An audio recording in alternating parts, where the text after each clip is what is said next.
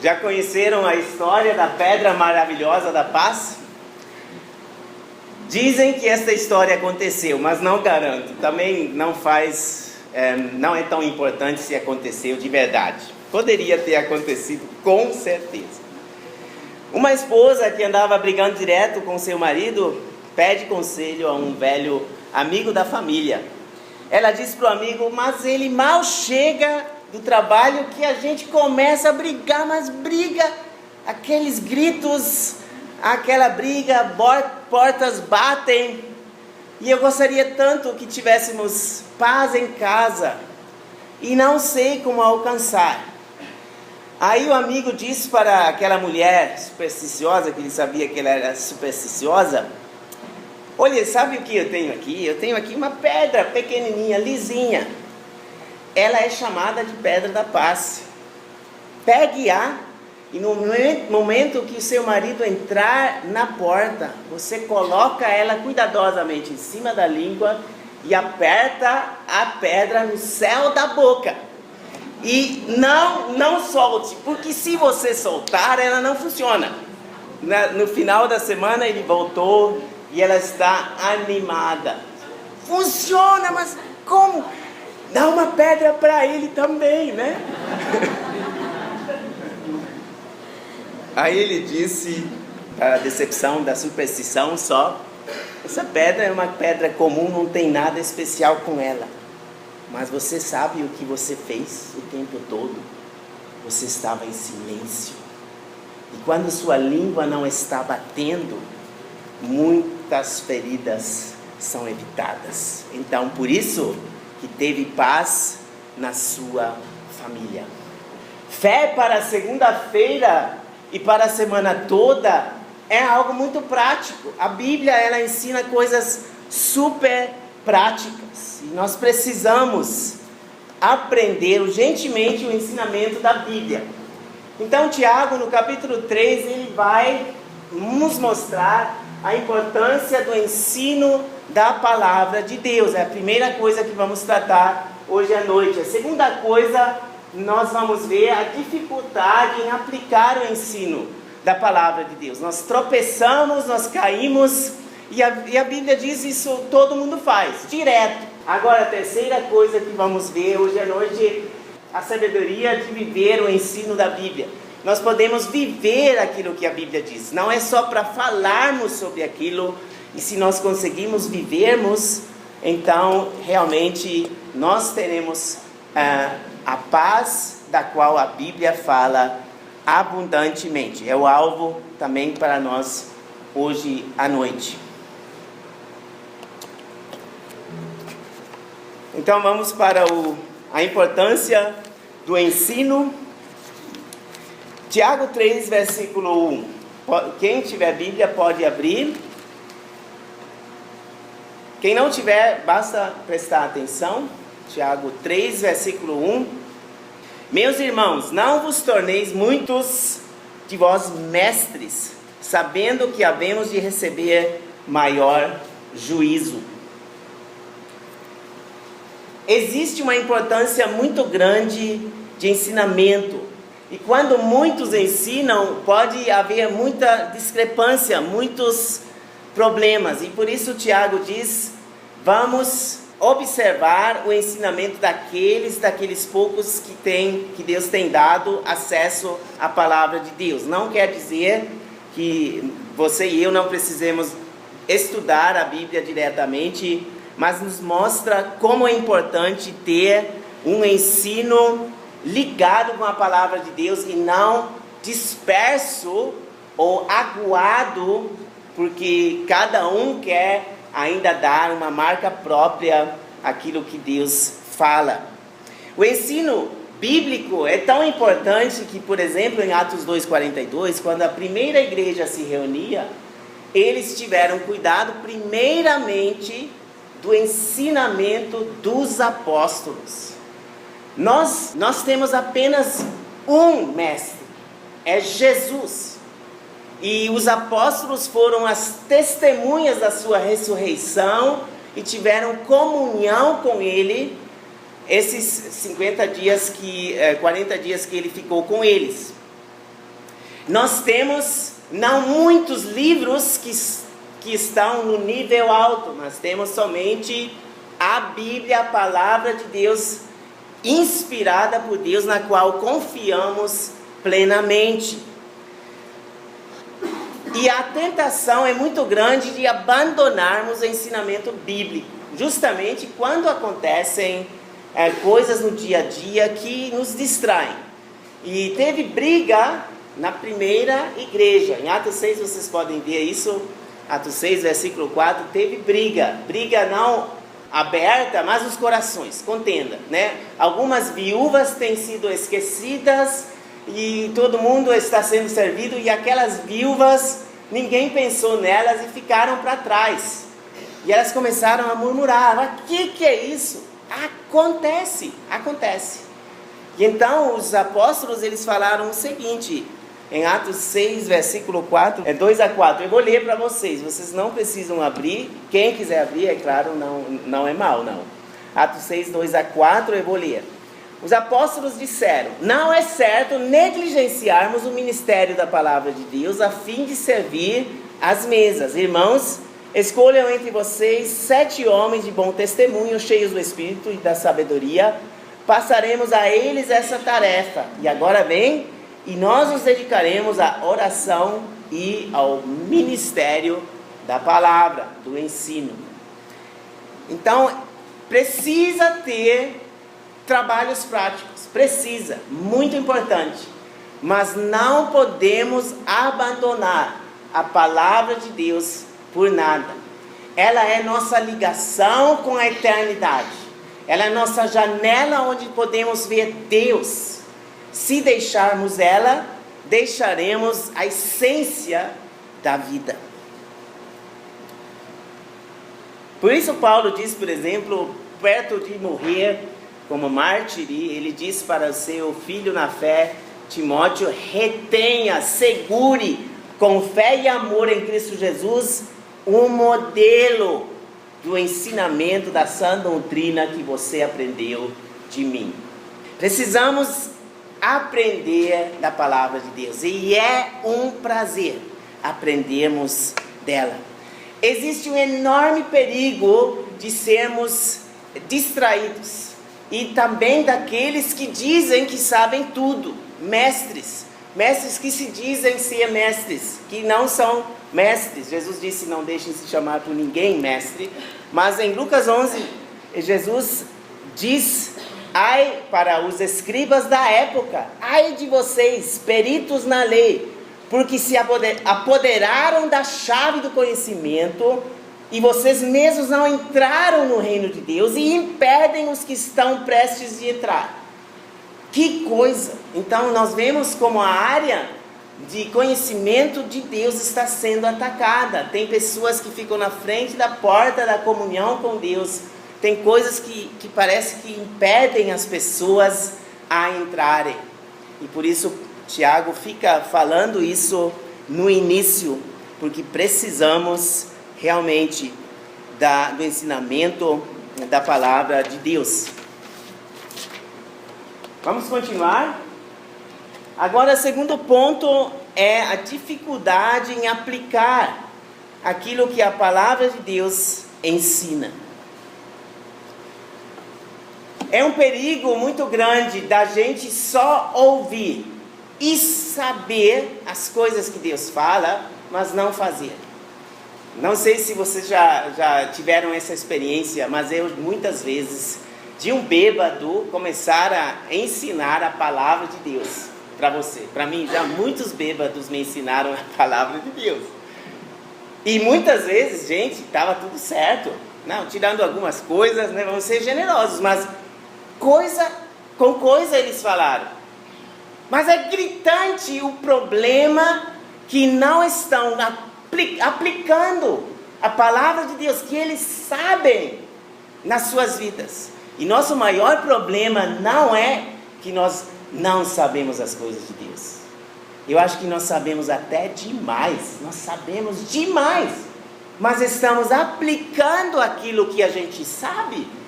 E o próprio Tiago assim começou o capítulo 1, né? Aqueles que sabem e não praticam são enganadores. São enganadores, né? Assim mesmo eles se enganam. Tiago, ele quer gerar em nós essa fé para o dia a dia. Precisamos dessa fé, quer dizer, palavra de Deus aplicada em nossas vidas. Paulo diz para Tito, eu vou ler para vocês, mas é super interessante, né? Ele começa assim: não furtem, pelo contrário, deem prova de toda fidelidade, a fim de ornarem em todas as coisas a doutrina de Deus, nosso Salvador.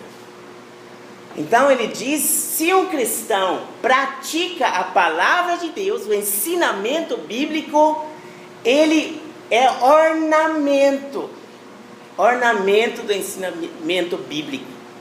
Então, tipo um quadro, né, ornamento. O quadro é a obra de arte lá dentro. E se você pratica a palavra de Deus, você é o quadro para a Bíblia. Mas tem uns, né?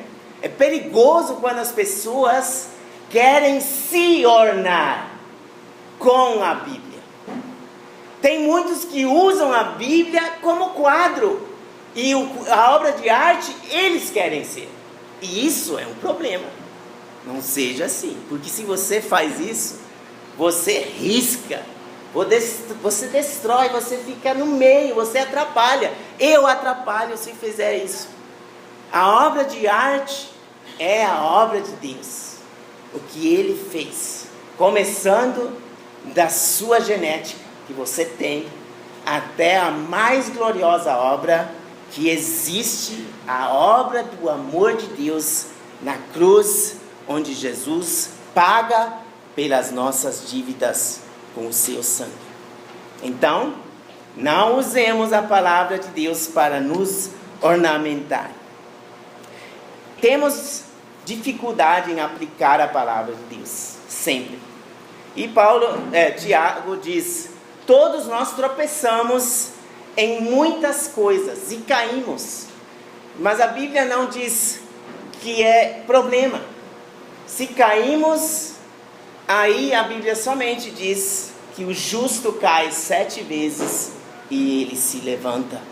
7 vezes é uma figura para muito cair. Não literalmente 7 vezes.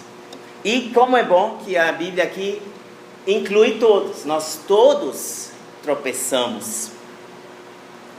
Mas agora o Tiago, ele continua e diz, se alguém não tropeçar no falar, ele é perfeito, varão capaz de refrear também o seu corpo inteiro. Tá, a dificuldade em aplicar o ensino. O Tiago fala agora da língua. Ele tem uma passagem bem comprida da língua, capítulo 3, versículos 2 a 12.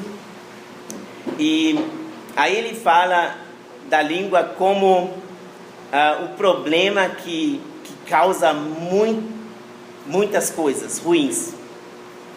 Ele diz assim: assim também a língua, pequeno órgão, se gaba de grandes coisas. Vede como uma fagulha põe em brasas tão grande selva. Só uma fagulha de nada, ela cai numa selva, o mato inteiro está em chamas. Problema, assim com a língua. Ora, a língua é fogo, o mundo de iniquidade, a língua está situada entre os membros do nosso corpo e contamina o corpo inteiro, pois toda espécie de feras, de aves, de répteis e de seres marinhos se doma e tem sido domado pelo gênero humano. A língua, porém, nenhum dos homens é capaz de dominar. É mal, incontido, carregado de veneno mortífero. Ela é comparada nessa passagem com uma coisa pequena que causa muitas coisas ruins. Temos aqui uma coisa pequena para domar um cavalo. E o Tiago, ele diz, o freio que nós colocamos no cavalo, né?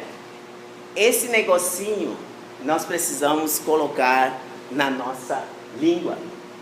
E a palavra nos dá essa ferramenta para dominarmos a nossa língua.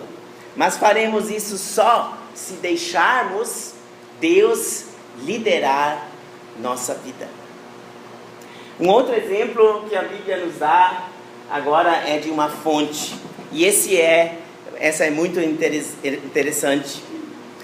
Agora, Tiago, ele compara nossa vida com uma fonte de água.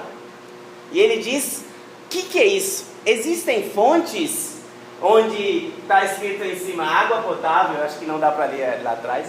Dá para ler? Somente de vez em quando essa água é venenosa. Então, boa sorte, né? Porque Tiago diz, você fala coisas ruins, ofende, mata com a sua língua, e com essa mesma língua, você adora a Deus e abençoa as pessoas. Como isso acontece? Será que numa fonte assim nós iríamos tomar água? Você iria? Né? Com essa inscrição aí, já tem alguns mortos aí, deitados aí. Não sei não. Eu ia procurar uma outra fonte. Queremos que nossa vida seja assim. Então é só não seguir a instrução e não aplicar a instrução bíblica em nossas vidas, porque seremos fontes assim. E tem pessoas que abrem a boca e já tem ambiente negativo, né? Não tinha ambiente negativo nenhum, até que a boca abriu-se e falou coisa. E gente, eu já consegui fazer isso, né? Você certamente também já. A gente se arrepende, mas sabe, dá aquela vontade de pegar aquela palavra que saiu da boca, né? Pegar e jogar fora. Não tem como pegar mais. Ela saiu. É chato, né? Mas a gente tem que, então, por isso, receber instrução de Deus. Olha o que o Salmo 32 fala. Deus diz, eu te instruirei, eu te ensinarei no caminho que você deve seguir, te aconselharei e cuidarei de você. E agora vem o que ele diz ainda, não seja como o cavalo ou o burro, que não têm entendimento, mas precisam ser controladas com freios e rédeas, caso contrário, não obedecem. Talvez você já pensou, Deus, mas então, por favor, põe esse freio na minha boca. Mas Deus não vai fazer. Deus não vai fazer. Porque essa é minha e sua tarefa. Mas o que você pode fazer é ligar sua vida com a fonte da água da vida. É Jesus Cristo. E a pessoa que nunca entregou sua vida a Jesus não sabe, não tomou ainda dessa água. Porque Jesus não é uma fonte enganosa como essa. Nós somos, mas Jesus não. Porque ele nunca pecou. A vida dele é pura e perfeita. E ele oferece água para quem quiser. E a pessoa que vai a Jesus e se entrega a ele, pede perdão dos seus pecados, pede pela vida eterna, ela é imediatamente ligada com essa fonte da vida. Ela recebe água viva. E essa água, ela continua a brotar até a eternidade. Nunca para. Está ligada com Jesus Cristo. Essa fonte pode estar na sua vida. Mas você precisa pedir por isso. Nós convidamos você a entregar sua vida a Jesus, pedir perdão de todos os seus pecados que você cometeu. Também fale tudo a Jesus, que você não sabe nem confessar todos os seus pecados. Eu nem sei confessar meus pecados todos, não sei. Mas eu pedi perdão por todos eles a Jesus, e eu sei que Ele me perdoou. Você pode ter isso também, porque esse é o veneno que estraga nossas vidas. Agora, o terceiro ponto é a sabedoria de viver o ensinamento bíblico. Puxa, haveria muita coisa para ser falada aqui. Por exemplo, quando o povo de Deus saiu do Egito, eles foram Deus os guiou para dentro de um deserto. Deus tem caminhos especiais, né? Muito especiais. Não é só bênção, né? Que Deus vai te liderar. Na eternidade vai ter só bênção, mas aqui nessa terra tem deserto. E olha, eles ficaram lá na frente de uma água, animados, viram a água, começaram a correr, jogaram-se na água, começaram a beber. Ah! É amarga! Ela era água amarga. E essa situação, quando a gente procura por vida e vemos algo, nós testamos tudo. E queremos resgatar a vida, mas está tudo amargo, porque o pecado contaminou tudo. Deus dá ordem a Moisés, pega uma madeira, joga na água. E um milagre aconteceu. Depois que a madeira caiu dentro daquela água, a água ficou doce. Ninguém podia explicar. Mas a madeira é a cruz de Cristo. A Bíblia fala sempre de novo da madeira de Jesus. Jesus foi crucificado para tornar nossas vidas de novo limpas, puras. A amargura do pecado é tirado somente pela obra de Jesus. Ele foi crucificado para isso. Por isso, manter a madeira em nossas vidas é manter o rumo em direção à cruz de Jesus. Quando fazemos isso, Ele faz até a amargura ser doce.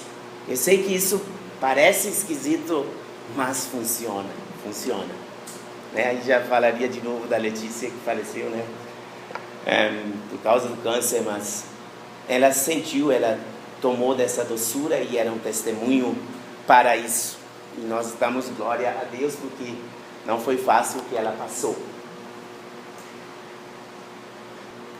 Ou, em outras palavras, manter a pedra no céu da boca, né? Nós não precisamos de uma pedra lisa, lembra da história no início? Mas existe uma pedra escolhida por Deus, que se a gente ficarmos em cima dela, nós acalmamos, nós ficamos quietos, nós ficamos silenciosos, porque o que Ele tem a dizer faz a gente ficar de queixo caído, mas nada de abrir a boca e falar muito. Porque o que Ele fez não dá para expressar. Então é isso que a gente precisa procurar. É sabedoria. Viver o ensinamento da palavra de Deus. E agora você vai falar, mas como isso não consigo? Já posso te dizer, nunca vou conseguir. Porque o padrão é super alto, não vou. Mas é verdade, eu também não consigo viver em todas as palavras de Deus. Mas o segredo está nessa pessoa formidável, a pedra escolhida, Jesus Cristo. Ele precisa estar na sua vida. E então você será capaz de fazer o que Jesus diz. Em Tiago 3 nos é apresentada essa sabedoria. São alguns versículos, dos versículos 13 a 18. E nos falta o tempo para tratarmos agora, lermos tudo e tratarmos em detalhes, mas você pode ler, né? Ninguém proíbe você pegar sua Bíblia e ler. É precioso demais, não deixe de fazer isso. Mas algumas coisas eu gostaria de mostrar aqui. A sabedoria que a palavra de Deus nos apresenta não é uma sabedoria terrena, que também existe, demoníaca, né? Como o mal às vezes vence, né? Ele lidera você para caminhos tortos, você nem percebe que algum erro, eles já estão te enganando, no final a carteira está em falta, coisa assim, né? Sabedoria terrena. Mas a sabedoria de Deus, primeiramente, é pura. Tiago diz, esse versículo 13 em diante, a pureza, procura a pureza, você vai achar em Jesus. Nos padrões bíblicos você vai achar pureza. A gente deve pureza aos nossos filhos, né? Por isso a Bíblia fala, por exemplo, digna de toda honra é o casamento, né? Bom, ninguém vai policiar você. Você não quer casar, não case. Você fica junto com aquela moça, você fica junto. Mas não é pureza, entendeu? Não é aquilo que a Bíblia diz que é compromisso. O compromisso de amar uma outra pessoa e ficar com ela, ser fiel, esses são os valores que a Bíblia diz. E esses são os valores que Jesus não apenas ensinou, mas viveu. Viveu, ponta a ponta, viveu pureza. Mais uma coisa que a palavra de Deus nos diz é paz, né? Enquanto as pessoas estavam brigando, cuspindo em Jesus, ele permaneceu na paz. E ele conseguiu paz para nós. Uma paz que a gente pode receber e que podemos experimentar, de tal maneira que a gente vai ter que dizer, ela ultrapassa meu entendimento, né? Não dá para entender como isso é possível. Estou querendo falar sobre Letícia de novo. Eu fiquei muito tocado no sepultamento. Uma menina de 25 anos morreu de câncer, e o marido, que ela estava 1 ano e meio casada, eles dois seguiram a Cristo de todo o coração. O marido estava lá do lado dela, dando testemunho, mas a paz que ele teve ultrapassa o conhecimento humano, de longe. Mas é uma paz que Deus oferece para mim e para você. É só ir a Jesus para pegar. Só Ele pode dar. Continuando, a amabilidade, a sabedoria que, quando vivemos a palavra de Deus, ela nos faz amáveis. Nós de repente não encrencamos cada hora, né? Mas de repente somos amáveis. Deus é amor.